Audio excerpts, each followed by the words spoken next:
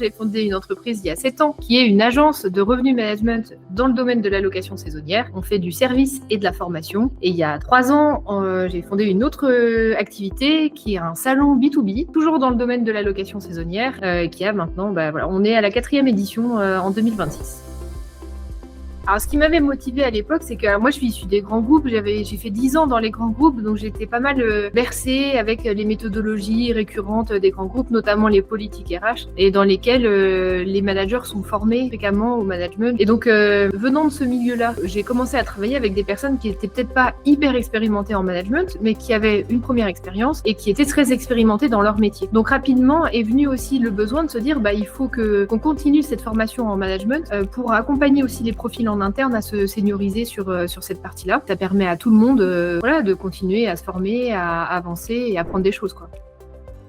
Oui, complètement. Alors déjà, j'ai vu que ça a contribué à créer du lien dans l'équipe managériale. J'ai vu aussi qu'on a réutilisé ou renommé des outils qu'on avait appris dans la formation en disant tu vois là, si on fait comme ça ou si on le pense comme ça. Et puis aussi, le dernier point, c'est des cas concrets qui ont trouvé des solutions aussi concrètes suite à la formation. Parce que ça a pu être évoqué et que la personne peut du coup réaliser en disant je réalise que c'est peut-être, je sais pas, une part de mon histoire et en plus, j'avais pas les outils, donc maintenant ça va aller mieux, je vais mieux gérer.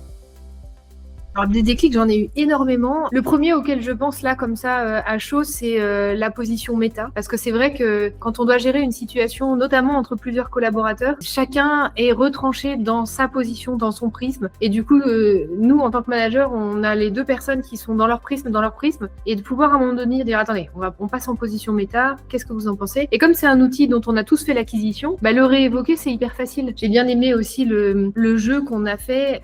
On a fait un jeu de communication basée sur de la construction avec des Lego et où en fait on devait expliquer à l'autre groupe qui ne voyait pas quoi faire et on voyait à quel point, enfin on le sait mais quand on le voit de nos propres yeux c'est quand même tout aussi puissant voire plus, à quel point la communication est toujours hyper biaisée et que si on veut avoir une communication très claire il faut préciser fois 1000 ce qu'on veut dire en fait, que rien n'est jamais évident.